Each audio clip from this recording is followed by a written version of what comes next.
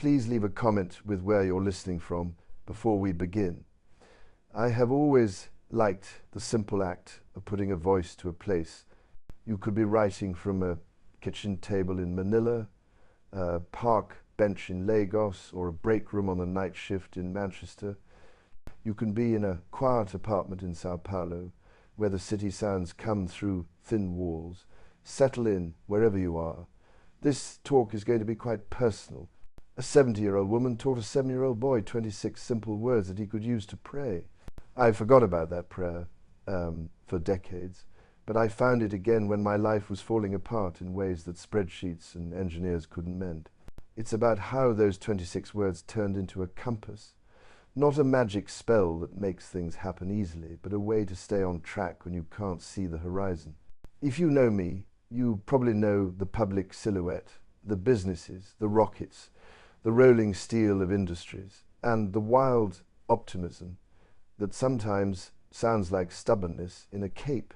What you can't see is what happens in the 10 minutes before the calendar eats the day. I don't mean giving yourself pep talks in the mirror. I mean sitting very still and saying the words I learnt from a woman who never finished school, who prayed and cooked with the same patience, and who thought that asking for help was not the last resort, but the first smart step in any task. She was my grandmother, and I called her Grandma Kay. She lived in a small house in Pretoria with a lemon tree that leaned into the afternoon light and a radio that always appeared to be on the same station. The floor creaked in the same way every time. The kettle sighed and the front gate chirped when it opened. Her hands were brown from the sun, age, and flour. Her eyes had that mischievous look that some older people never lose. It was the kind that says they know the rules and when to break them. She would wash and rinse all the dishes after supper, turn them upside down like sleeping turtles, clean the table, and then sit by the window where the air was softest. No drama, no preaching. Every night a calm woman would talk softly to the same corner of the room. I asked her what she was doing, since that's what 7-year-olds do. She said she was looking for help. I wanted to know how she knew someone was listening. She stated the answer wasn't in the noise that came back, but in the calm that followed. That night, Mum taught me her prayer and made me say it again and over until I knew it as well as I knew my own name. Please help me see what you see, love what you love, and do what you want me to do. Please give me the strength to follow you even when I can't see the whole way, and let me believe that your plan is better than mine. Amen. If you count them, there are 26 words. They didn't sound like much. They didn't rhyme. There was no distinctive rhythm. They just felt clean. I spoke them at 7 because she told me to and because her voice made sense like gravity does. I carried them around for long like a smooth stone in my pocket. Then, as kids do, I got busy being a kid, then a teenager, then a young man who judged progress in terms of code, prototypes, and meetings with investors. I closed the drawer with the stone inside. What I didn't realize then was that there are numerous ways to choose, and most of them will make you do math. How big is the market? How does the cost curve work? How likely is it that the technology will work? Those are good questions. I still ask them. But there's another way to decide, and it starts with giving up the illusion that you can see everything from where you are. That's what the prayer teaches in a subtle way. It doesn't take the place of analysis. It comes before it. It helps the person who draws the decision tree keep their hands steady, skip ahead to a snowy night in 2008. The lights in the office were the kind that you forget to turn off for weeks at a time. I was looking at a wall of numbers that all went down. We had already tried to launch 3 times and failed. Tesla's bank account was like a clock that was ready to run out. It was not only possible for the public to fail, it was likely. I was alone with a pile of papers and the kind of weariness that makes you lose your confidence. And then, out of the blue, I remembered the lemon tree, the window, and how my grandmother's hands folded together as if they belonged together. Please help me see what you see. The statement came fully matured, as if it had been waiting in a side room.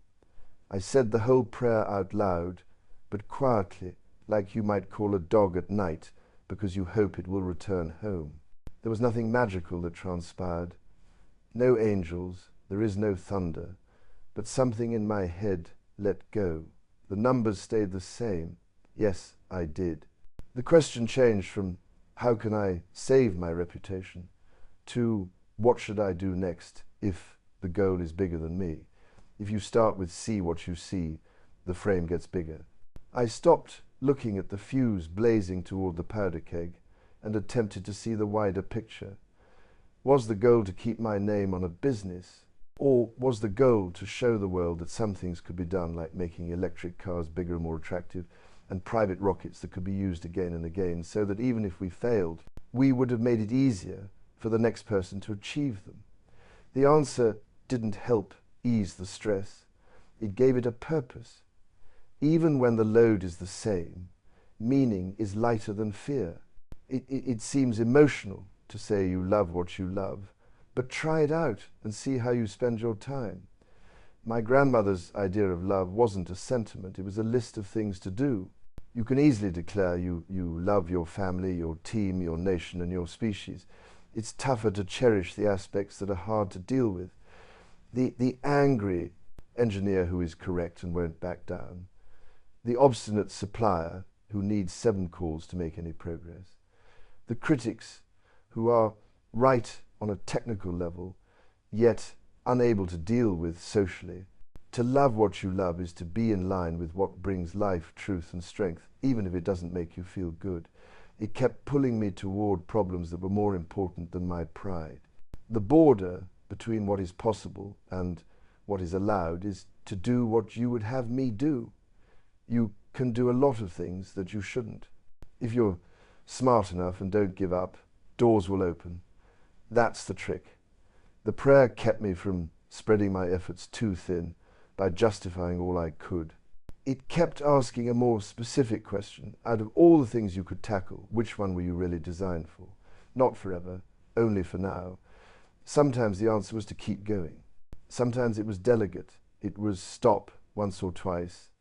The more I grow up, the more thankful I am for the times. The answer was no. Please give me the strength to follow you, even when I can't see the complete way. That sentence carries a lot of power.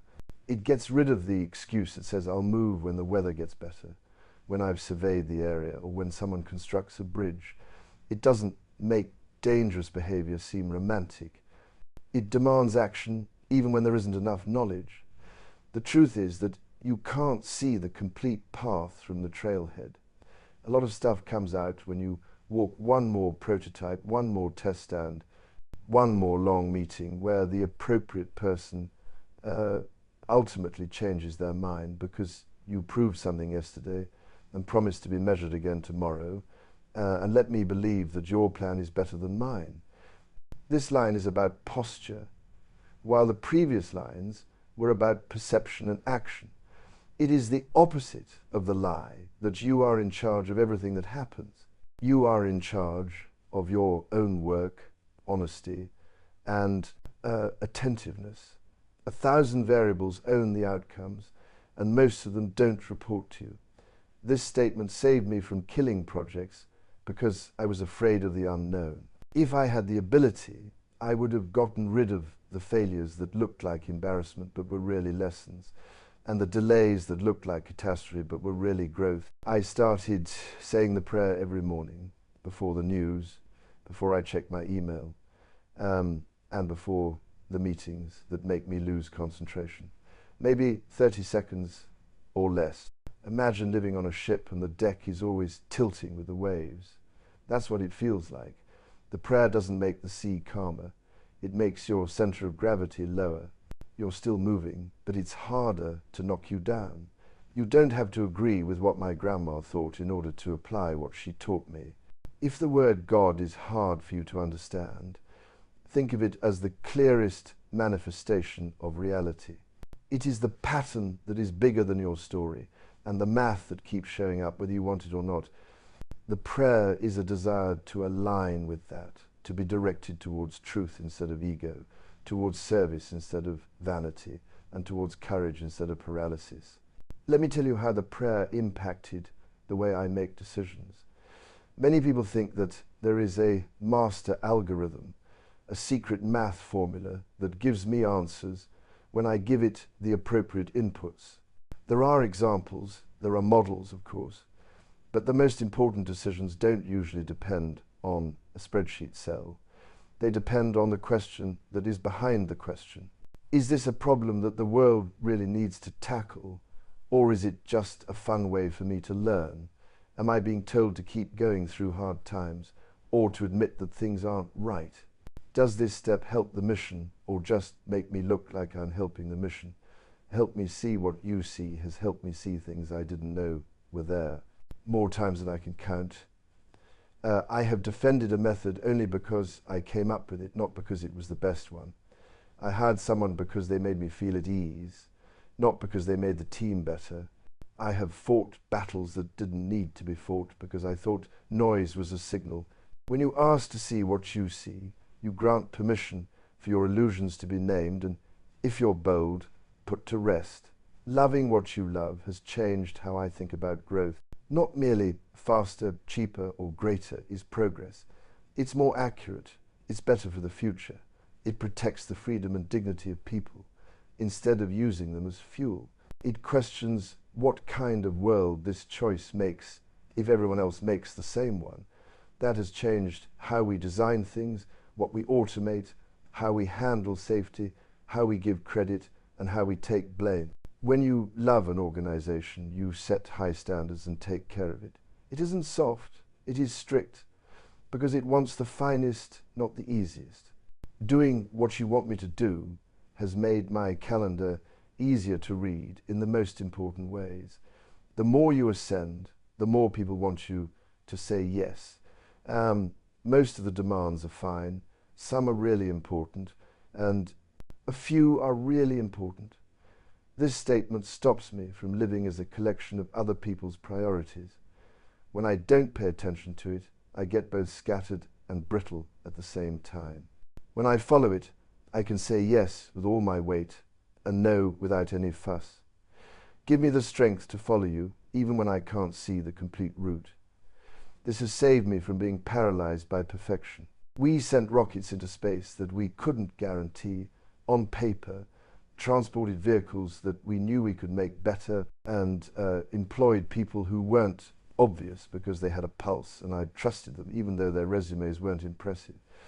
Being brave doesn't equal being careless. It involves taking a risk that you know about and are responsible for in order to do something that is worth it. The prayer didn't help me be brave. It gave my courage a purpose and helped me trust that your plan is superior than mine has taught me how to lose without becoming lost. We've had projects that didn't work out, partnerships that went bad, and deadlines that became longer and longer until they broke. And, trust doesn't make disappointment go away. It won't allow disappointment change who you are. When trust is there, a locked door becomes a sign. Not this way, not yet. Try again this way. If you don't trust someone, a locked door is a sign that you were wrong to try. I like the tutorial better. The prayer also made its way into my private life, which is where I needed it most and loved it least. It's easier to be humble in front of the stars than in front of someone who knows how to get on your nerves. In disagreement, assists me to see what you see has shown me my part in the problem when I thought I was the one who was hurt. To love what you love has pushed me to look for the best in someone when their worst was loud, and to remember that love can be a discipline when the sensation is taking a nap. To do what you want me to do has meant saying sorry more times than I want to confess, being quiet when I wanted to win, and being there when I wanted to work.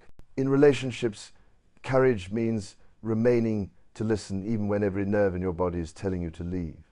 Instead of trying to control everything, trust means letting go of that unachievable fantasy and choosing the next right thing to do. I don't want to act like this is simple. No, it isn't. The words feel like chalk some mornings. There are days when I utter them and then break them right away by becoming a whirlwind of response. But faithfulness has a compounding impact. You make a groove every time you ask to see, love, do, follow, or trust. Grooves catch attention faster than rocks do.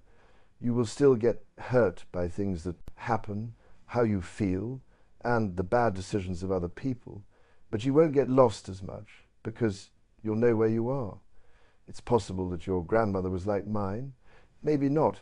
If you did, you realize that some older people have a peace that isn't naive. It's not because their lives were easy. They chose not to worship complexity. They respected it, but they didn't bend to it. That's what her prayer feels like, a refusal to worship my own intelligence or fear. It's a way of saying, let me do everything I can, and let me remember that I'm not the whole story. I sometimes wonder about how bizarre it is that a woman who has never handled a rocket taught me how to make them, not in math, but in how you stand. You can use ego to accomplish a desired result in engineering. You can use service to work toward truth, human happiness, and the future, and obtain a different result, even if the machines appear the same. One is stunning but fragile. The other is strong and useful. I want to use what I have left to construct the second kind. If this sounds like you, give it a try. Don't wait for a large enough problem to make you feel small. Don't wait until you can't sleep and have a mountain of work to complete to remember that you're more than just a mind with a to-do list. If my words don't fit in your mouth, say them in your own way. Instead of God, use truth, reality, or the best part of you that remembers what the rest of you forgets. Just start by asking to see more than your reflexes, to love more than your preferences, to do more than what makes you feel good, to follow beyond your maps, and to trust beyond your plans. This is how to start. Before you check your email and read the news tomorrow morning, take 30 seconds to ask for help. Write down in a phrase what you think the next honest step is toward the thing that matters most to you. Not the flashy step, but the honest one. Do that for a week. Then read the list on the 8th day. Notice how many of those steps were little and how much they change things regardless. Notice how much better you feel when you stop assuming that you can control outcomes with nothing but willpower. If you're having trouble making a choice right now and your stomach is tight because every option looks pricey, sit quietly and ask to see what you can't see yet. If what you hear doesn't match what your ego wants, that's a sign that you're hearing something other than your own echo. Don't wait for confidence to come along with courage if what you feel demands for it. Courage is typically when your legs shake but you keep going. If what you feel tells you to trust, don't accept the fake tranquility that only comes with guarantees.